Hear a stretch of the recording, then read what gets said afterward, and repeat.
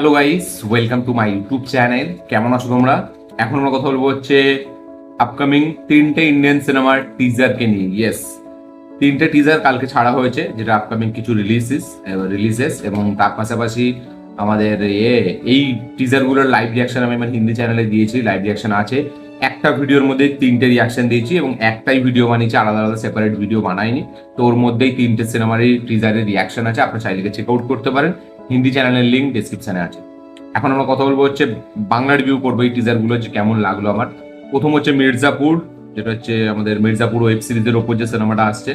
তারপরে দ্বিতীয়তে আছে চৌহান, যেটা অজয় দেবগন স্টারার ফিল্ম আনন্দ এল রায়সে প্রডিউস করেছে। আচ্ছা, ডিরেক্টরের নাম হচ্ছে নীরাজ যাদব, যে আনন্দ এল রায়েরই স্ক্রিন প্লে এবং রাইটিং এর কাজ করে। 3 নম্বরে আছে আমাদের প্রহার, যেটা উজ্জ্বল নিকমের ওপর সিনেমাটা বানানো হয়েছে, যেটা 26/11 যে অ্যাটাকটা হয়েছিল সেই অ্যাটাকে পাবলিক স্টেটের তরফ থেকে ও লয়ার ছিল। ঠিক আছে, তো তার উপরে এই সিনেমাটা বানানো। এবং প্রহারের টিজার বেরিয়ে গেছে, রাজকুমার রাও, অমিকা গব্বি, জয়দীপ আলাওয়াত এন্ড আমাদের সিকান্দার খের আছে। তো এই সিনেমারও টিজার বেরিয়েছে, কালকে দেখলাম। কেমন লাগলো এই তিনটে টিজার, সেটা নিয়ে ভিডিওর মধ্যে কথা বলবো। তো চলো ভিডিওটা শুরু করা যাক। সব থেকে প্রথম যদি মির্জাপুর নিয়ে কথা বলে নিই, তো মির্জাপুরের টিজার এক কথায় ভকাল। ইয়েস, সেই ভকাল আমরা আবার একবার দেখতে পেতে চলেছি, বাট এবার কিন্তু বড় পর্দায়।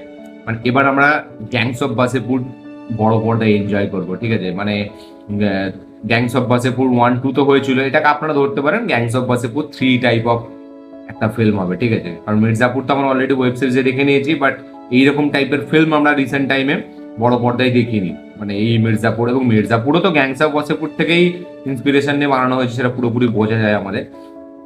তো এই মির্জাপুর আমরা দেখবো 4 তারিখ সেপ্টেম্বর মাসের, এবং টিজারটা যেরকম ফার্স্ট পেসে কেটেছে এবং যে ভকালটা আমরা দেখতে পাচ্ছি, action, violence, brutality, blood bath, gore, violence, সেগুলো আমরা সব দেখতে পাচ্ছি। তো সেগুলো সব অ্যাজ ইট ইজ মেনটেন করা হয়েছে। কিছু ক্যারেক্টার নতুন এখানে নিয়ে আসা হয়েছে, রবি কিষান থেকে শুরু করে আরো কয়েকটা ক্যারেক্টার আছে।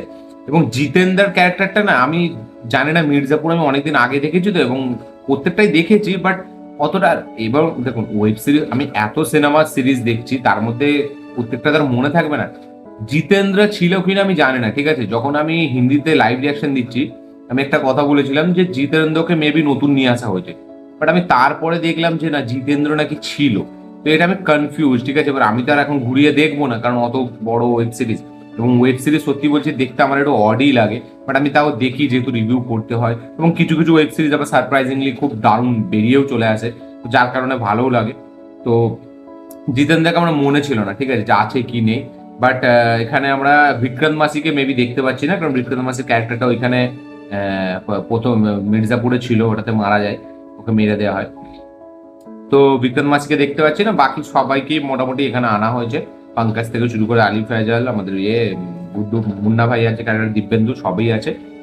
তো টিজারটা একটা সিনেম্যাটিক স্ক্রিন প্রেজেন্স আপনি টিজারটা দেখতে পাবেন, সেটা গুড্ডু ভাইয়ার হোক, সেটা মুন্না ভাইয়ার হোক, সেটা পঙ্কজ ত্রিপাঠী হোক, তো সেটা বেশ ভালো। এবার দেখুন, মির্জাপুর যেরকম আপনারা দেখেছেন ঠিক সেরকমই ফিল্মটা হবে। এবারে হয়তো এটা হবে না যে, মানে কি বলবো, হয়তো মানে আমাদের মানে নায়িকাটাকে মেরে দেবে বা এই হবে, আবার হতেও পারে, আমার যতটা মনে হচ্ছে এরকম হয়তো নাও হতে পারে। আবার না মারলে হয়তো মানে গুড্ডু ভাইয়া হবে না, আবার এটাও হতে পারে যে হয়তো এটা একটা আলাদা প্যারালাল ইউনিভার্সের একটা গল্প। ঠিক আছে, এরকমও হতে পারে। যদিও গল্প মানে টিজারটা দেখে গল্প যে কি হবে সেটা কিন্তু বোঝা যাচ্ছে না, মানে একদমই বোঝা যাচ্ছে না গল্পটা কি হবে। এবং টিজারটাকে প্রচুর ফাস্ট কাট রাখা হয়েছে, এবং শুধু যে অ্যাকশন নেক্সট লেভেলের হতে চলেছে, মানে এই ভায়োলেন্সটা আর কি, ভায়োলেন্সটা নেক্সট লেভেলের হতে চলেছে, সেটা খুব দারুণ মানে গ্যারান্টি দিচ্ছে। ঠিক আছে, এবং মুন্না ভাই আর কিছু মানে অরা টাইপ অফ ডায়লগ, কিছু তার অ্যাক্টিভিটিস, এবং গুড্ডু ভাইয়া, আমি জানি না তার ব্যাক স্টোরিটা দেখাবে কি, মানে তার যে গুড্ডু ভাইয়া হওয়ার যে কারণ, ওই যে মেয়েটাকে মেরে দিয়েছিল, তো সেটা কি দেখাবে। কারণ মির্জাপুর যে লেভেলের শো, তাকে সিনেমাতে আনা, ওই সবকিছু দেখুন, প্রথমে তো একটা হয় যে সিনেমা হয়ে যায়, সেটার উপর সিরিজ হয়, যাতে পুরো ব্যাপারটাকে দেখানো যায়। এখানে তো অলরেডি পুরো ব্যাপার আমরা দেখে নিয়েছি, ঠিক আছে, যে কি হয়েছে। সেটাকে একটা 2-2.5 ঘন্টা সিনেমাতে বা 3 ঘন্টা সিনেমাতে মানে কতটা কিভাবে দেখাবে, সেটাই আমার মেন দেখার ব্যাপার। এবং দেখুন, এইসব সিরিজ মানে ওটিটিতে লোকে প্রচুর দেখে, মোবাইল স্ক্রিনে, ল্যাপটপে, ঠিক আছে, বাট সিনেমাতে কতটা বড় স্ক্রিনের লোক নেবে, এটাই হচ্ছে ব্যাপার। কারণ আমরা দেখেছি মানে অনুরাগ কাশ্যপের মতো ডিরেক্টর, তার গ্যাংস অফ বাসেপুর সেই সময় হিট ছিল, বাট এখন যদি সে এরকম সিনেমা বানায় হয়তো চলবে না। ঠিক আছে, তো এইরকম সিনেমার কিন্তু ছল এখন নয়, এবং অডিয়েন্সে কিন্তু সিনেমা কেটে টাকা কেটে কিন্তু এটা যায় না এরকম সিনেমা দেখতে। এটা কিন্তু আমরা জলজান্ত উদাহরণ অনেক সিনেমাতে পেয়েছি। তো তো দেখা যাক, এটাকে যেহেতু সিনেমার করে আসছে, তো হয়তো আরো মেন স্ট্রিম করে হয়তো আনা হবে, যার কারণে আরো লোকে পছন্দ করে। যেমন ধুরন্ধরকে অনেকটা বেশি মেন স্ট্রিম করে আনা হয়েছিল, ঠিক আছে, তো সেই রকম করেই হয়তো আনা হবে। তো আপনাদের কি বক্তব্য, কি মতামত, কি রিয়াকশন মির্জাপুরের টিজার যারা যারা দেখেছেন অবশ্যই লিখে জানাবেন, যারা দেখেননি অবশ্যই গিয়ে চেক আউট করুন। টিজারটাকে হেভিভাবে কেটেছে, যে ব্যাক টু ব্যাক যে মানে অ্যাকশন গুলো আসছে, এবং জিতেন্দ্রের যে ডায়লগটা, যে আমি এম্পায়ার মে रहना नहीं है এম্পায়ার खुद का बनाना है, তো ডায়লগটা হেভি। গুড্ডু ভাইয়া যেভাবে বন্দুক চালাচ্ছে, মুন্না ভাইয়া যেভাবে ছুরি ঘোরাতে ঘোরাতে এন্ট্রি নিচ্ছে, পঙ্কজ ত্রিপাঠী যেভাবে পুজো করতে করতে আসছে, তো প্রত্যেকটা মানে ক্যারেক্টারের শট গুলো খুব সুন্দর, ব্যাক শট থেকে শুরু করে ক্লোজ আপ সবেরই শট গুলো খুব সুন্দর, এবং মানে একটা যে ভকাল আবার ক্রিয়েট হতে চলেছে সেটা কিন্তু দারুণ স্যাটিসফাইড করছে। তো টিজারটার মধ্যে একটা ওই মির্জাপুরের ভাইবস আছে। দেখুন মির্জাপুরের লাস্ট পার্টটা অতটা লোকে নেয়নি, একদম ভালো করেনি, বাট এই টিজারটা দেখে সেটা কিন্তু মানে কি হচ্ছে, কমপ্লেনটা কিন্তু থাকবে না। যে ভকাল এবারে আমরা নেক্সট লেভেলেই কিন্তু দেখতে চলেছি এই সিরিজ, এই সিনেমাটার মাধ্যমে, সেটা কিন্তু ওরা গ্যারান্টি করছে। এবার দেখা যাক কতটা কি হয়। তো মির্জাপুরের সিনেমা দেখার জন্য আমি যে বিশাল এক্সাইটেড সেটা আমি বলবো না, বাট আমি এক্সাইটেড দেখার জন্য, ঠিক আছে, যে কি হয়, মানে কি চেঞ্জেস করেছে, নাকি অ্যাজ ইট ইজ যাই রেখেছে সেরকমই আছে, শুধু জাস্ট সেটা 3 ঘন্টা সিনেমাতে করে দিয়েছে, সেটা দেখার মতো বিষয় হবে। আপনাদের কি মনে হয় অবশ্যই কমেন্টে লিখে জানাবে। তো কালকে অনেক টিজার দেখেছি একসাথে, তো ডিটেলিং এ যে কথা বলবো না, সেটা এখন বলতে গেলে অনেক বড় ভিডিও হয়ে যাবে। তাহলে মির্জাপুরে আর একবার আমি ট্রেলারটা চালিয়ে দেখতাম, বাট অলরেডি 2-3 বার দেখে নিয়েছি। বাট যেহেতু ব্যাক টু ব্যাক অনেকগুলো টিজার দেখেছি, তাই অতটা মাথার মধ্যে থাকছে না। তো নেক্সট আমরা কথা বলবো চৌহানকে নিয়ে, যে রাজা দেবগনের স্টার আপকামিং ফিল্ম। এই ফিল্মটা আমরা গল্পটা দেখতে পাচ্ছি পুলওয়ামার অ্যাটাকের মানে সময় কাশ্মীরে, ঠিক আছে, যেখানে পাথরবাজ হচ্ছে, এবং সেখানে সোলজাররা আসছে, মানে দাঁড়িয়ে আছে, এবং সেখানে তাদের মধ্যে যারা পাথরবাজ, তাদের মধ্যে যে লিডার আছে, সে কি একটা বলতে চাইছে যে প্রত্যেক জুম্মাতে এরকম হবে না, কি এটা হবে। তখন অজয় দেবগানের এন্ট্রি হচ্ছে একটা গান নিয়ে, ঠিক আছে, চুম্মা চুম্মা দে দে, ওই গানটা যেভাবে ওখানে আনা হয়েছে, এবং তার সাথে অজয় দেবগানের মানে এন্ট্রির যে শট গুলো, হাতের শট থেকে শুরু করে মানে পায়ের ওই যে ডিজেটা আনছে, যে বন্দুকটা ফেলে দিচ্ছে, ঘড়িটা খুলছে, এই শট গুলো আমার খুব ভালো লেগেছে, শট টেকিং গুলো হেভি।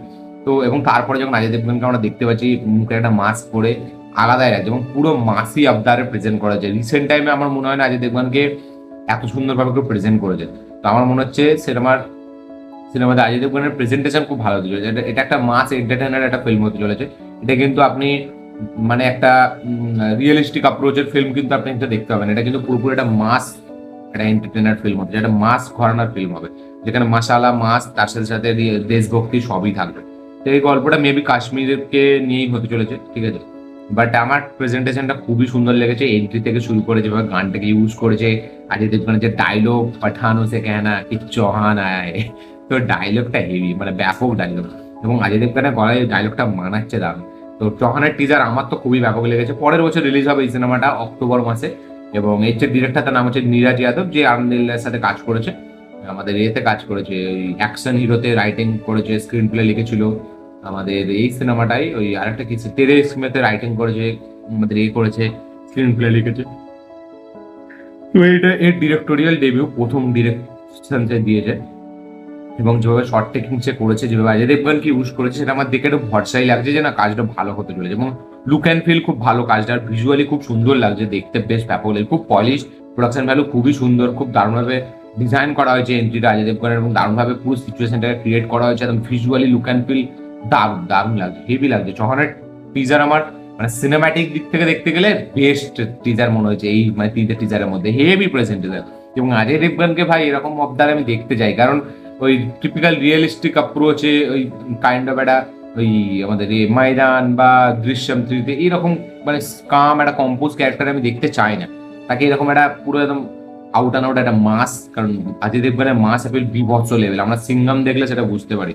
তো আমি চাই সেরকম একটা আবতারে অজয় দেবগনকে প্রেজেন্ট করবে। আপনাদের কিরকম লেগেছে চৌহানের টিজার অবশ্যই কমেন্টে লিখে জানাবেন। নেক্সট আমরা কথা বলবো হচ্ছে প্রহারের টিজার নিয়ে, যেটা রাজকুমার রাও স্টারার ফিল্ম, যেটা উজ্জ্বল নিগমের ওপর কাইন্ড অফ একটা উজ্জ্বল নিগমের আপনারা শর্ট টার্ম একটা বায়োপিকও বলতে পারেন। তো এই টিজারটা মানে কি বলবো, বেস্ট টিজার এই 3টে টিজারের মধ্যে, মানে অ্যাজ পারফরমেন্স, অ্যাজ যদি আমি দেখি মানে কি বলবো, একটা ইংগেজিং বা একটা রিয়েল স্টোরি দেখছেন, সেটাকে যেভাবে মানে ডিজাইন করেছে, এক্সিকিউট করেছে, সেভাবে যেভাবে ক্যারেক্টারটা যেভাবে রাজকুমার রাও ধরেছে, তো মানে মানে মানে বেস্ট টিজার যদি আমি অ্যাওয়ার্ড দিই সেটা আমি প্রহারকে দেবো, আর যদি বেস্ট সিনেমাটিক ট্রিটমেন্ট দিই সেটা হচ্ছে আমি একে দেবো, চৌহানকে দেবো। তো প্রহারের টিজার এক কথায় অসাধারণ লেগেছে, কারণ রাজকুমার রাও সে যেভাবে উজ্জ্বল নিগমের মানে মানে তার ক্যারেক্টারটা যেভাবে নিয়েছে এবং তার যে কথাবার্তা, সে যেভাবে কথাবার্তাটা বলছে এবং তার কথা বলার মধ্যে না একটা আলাদা চেঞ্জেস আছে। আপনারা যদি ভালো করে দেখেন, টিজারটা লক্ষ্য করেন, রাজকুমার রাও যেভাবে কথা বলছে ও কাইন্ড অফ উজ্জ্বল নিগমের মতো কথা বলছে, সে যেরকম কথা বলতো। তো ওইটার জন্য টিজারটা আরো ভালো লাগছে। রাজকুমার রাও এখানে বেস্ট কাজ করতে চলেছে, তার পারফরমেন্সটা হেভি হবে। এটা 26/11 ওপরে অ্যাটাকটা হবে এবং গল্পটা এরকম হবে যে কাশাব্দ অ্যাকচুয়ালি তাকে ধরেই গুলি মেরে দেওয়া দরকার, মানে সে যা করেছে, ঠিক আছে, মানে তার সাথে কথা বলাই মানে 1 সেকেন্ড কথা বলা যাবে না, তাকে খালি ছাঁচড়া করে দেওয়া দরকার বা তার গর্দান উড়িয়ে দেওয়া দরকার, এরকম একটা ব্যাপার। বাট যেহেতু মানে সবারই একটা আইনত অধিকার আছে, তো এই উজ্জ্বল নিগম কি করতো যে ওর স্টেটের তরফ থেকে মানে যেত উকিল হয়ে, মানে কোনো টেররিস্টের তরফ থেকে। তো এবার সেটাকে যাতে সে মানে আইনি তরফ থেকে তাকে মানে গুনেগার বা মুজরিম তাকে মানে প্রমাণ করে এবং তাকে ফাঁসি দেয় যে সেটা সে করতো। তো সবারই যেহেতু একটা আইনত অধিকার আছে, যতই ক্রিমিনাল হোক যাই হোক, এটা আমাদের ইন্ডিয়ান ল বলে এবং এটা শুধুমাত্র ইন্ডিয়াতেই হয়, আমি জানি না বাইরে হয় কিনা। তো সেই জন্যই পাবলিক খেপে গেছিল উজ্জ্বল নিগমের ওপর, যে কেন ওর হয়ে আপনি ডিফেন্ড করছেন, ও তো এরকম করেছে, মানে আমাদের দেশে এতগুলো মানুষকে মেরেছে, তো ওর তো মানে ওকে ওকে মানে দেখলেই মানে ছিঁড়ে খেয়ে নেওয়া দরকার বা ওকে পুরো আলাদা আলাদা টুকরো টুকরো করে দেওয়া দরকার। এবং সেখানে রাজকুমার রাওয়ের যে ডায়লগ, যে কনভারসেশন গুলো সে মানে যাদের সাথে তার হয়, এতটা ইম্প্যাক্টফুল এবং এতটা পাওয়ারফুল সে কথাবার্তাগুলো বলে, এবং তারপরে মানে তার যে অ্যাক্টিং এর যে রেঞ্জ সেটা আপনি দেখতে পাবেন এই টিজারের মধ্যে। এবং এটা কিন্তু খুব একটা ডিবেটেবল ফিল্ম হতে চলেছে আমার দেখে মনে হচ্ছে। কিভাবে কতটা তারা এক্সিকিউট করবে ম্যাডক্স আমি জানি না, এবং এই ফিল্মের প্রডিউসার হচ্ছে ম্যাডক, যারা স্ত্রী এবং ভেড়িয়া মুঞ্জা সিনেমাটিক ইউনিভার্স বানাচ্ছে তারাই, যারা রিসেন্টলি আমাদের এই ককটেল 2 রিলিজ করেছে। তো এই ম্যাডক তারাই বানিয়েছে। আমার মনে হচ্ছে একটা ডিবেটেবল ফিল্ম হয়ে যেতে পারে, ঠিক আছে, এবার দেখা যাক কতটা কি তারা অ্যাসিওর করছে যে না ঠিকই হবে বা কতটা কি তারা রিসার্চ করে বানাচ্ছে। বাট এখানে মানে কোর্টরুম ড্রামাটা কিন্তু এক্সট্রাঅর্ডিনারি হতে চলেছে এবং এখানে কথাবার্তাগুলো কিন্তু খুব ইম্পর্টেন্ট হতে চলেছে দেখে মনে হচ্ছে, এবং খুব টু দা পয়েন্ট, খুব ফিল্মটা খুব না একটা কাইন্ড অফ একটা রিয়েল রাখার চেষ্টা করেছে এবং খুব মজাদার, খুব এঙ্গেজিং স্ক্রিন প্লের সাথে আছে, একটা ইন্টারেস্টিং ফিল্ম এটা হতে চলেছে। এটা আগস্ট মাসে রিলিজ হবে, ঠিক আছে, কতই আগস্ট বেশ দেখলাম, 7ই আগস্ট মেবি সিনেমাটা রিলিজ হবে। তো আমি বেশ এক্সাইটেড, মানে টিজারটা দেখার পর আমি দেখতে চাই যে উজ্জ্বল নিগমের ব্যাপারে জানতে চাই আমি, এবং সিনেমাটা দেখার পরে আমি রিসার্চ করবো, আগে রিসার্চ করবো না তাহলে ভালো লাগবে না, আগে আমি দেখে নেবো, দেখার পর রিসার্চ করবো। তো রাজকুমার রাও অসাধারণ পারফরমেন্স দিচ্ছে এবং জয়দীপ থেকে শুরু করে মানে সে ওয়ামিকা কাব্যিকে একটা ভালো রোল দিয়েছে, নাহলে সে প্রত্যেকটা সিনেমায় যেরকম করে তার থেকে এটা বেটার রোল সে পেয়ে। তো এবং সিকান্দার খেলায় সে মেবি অ্যান্টাগনিস্টের চরিত্রে এখানে অভিনয় করবে, মানে যে কোটার তো অ্যান্টাগনিস্ট বলতে কি মানে ইন্ডিয়ার তরফ থেকে মানে এর উজ্জ্বল নিগমের অপোজিটে, মানে অ্যান্টাগনিস্ট বলা যাবে না এটাকে, ওটা মানে মানে যেহেতু যদি সিনেমা হিসেবে দেখেন ও অ্যান্টাগনিস্ট, বাট যদি এমনি দেখেন তাহলে ও একটা লয়ার যে কাসাবকে হয়তো এক্ষুনি ফাঁসি দিতে চায়, তো তার সাথে রাজকুমার রায়ের লড়াই হবে। বাট খুব দারুণভাবে প্রেজেন্ট করেছে টিজারটাকে, যেভাবে কেটেছে, যেভাবে পুরো একদম পাঞ্চ লাইন, যেভাবে ক্লোজ আপ শট, একদম রাজকুমার রাও বলছে, শর্ট টেকিংটা খুবই সুন্দর, একদম কাছাকাছি ক্যামেরা, এবং যেভাবে ওর মুখের এক্সপ্রেশনটা, যেভাবে কথাটা বলছে, ওই কথাটা বলার স্টাইলটা খুব আলাদা, খুব হেভি। এবং লাস্ট আমরা দেখছি কাসাব একটা বই পড়ছে, আমাদের ইসলাম ধর্মের একটা বই পড়ছে, তো সেটা খুব মানে এইভাবে করে যাবে, দেখা যাক কতটা ইম্প্যাক্টফুল হয়, কারণ 26/11 উপরে অলরেডি অনেক সিনেমা হয়ে গেছে এবং আমার ফেভারিট হচ্ছে 26/11 যে সিনেমাটা, ঠিক আছে, মানে নানা পাটেকার যা যেমন মনে করতে, নানা পাটেকারের লাস্টে যে ডায়লগস গুলো সেগুলো এতটা ইম্প্যাক্টফুল, মানে টিভিতে দেখতাম জাস্ট গায়ে কাটা দিয়ে দিত, এবং ওখানে ব্রুটালিটিটা নেক্সট লেভেলে গিয়ে দেখি। তো দেখা যাক এবারে প্রহারে আমরা কি দেখতে পাই। তো আমার তো বেশ ব্যাপক লেগেছে টিজারটা, এবং মিউজিকও খুব সুন্দর, এবং এই চৌহান এবং প্রহারের দুটো জিনিস ফলো করলাম, যে মিউজিক গুলো দারুণভাবে ইউজ করা হয়েছে ফিল্মের মধ্যে, এবং এটা পুরোপুরি আমরা বুঝতে পারছি ধুরন্ধর থেকে ইন্সপায়ার।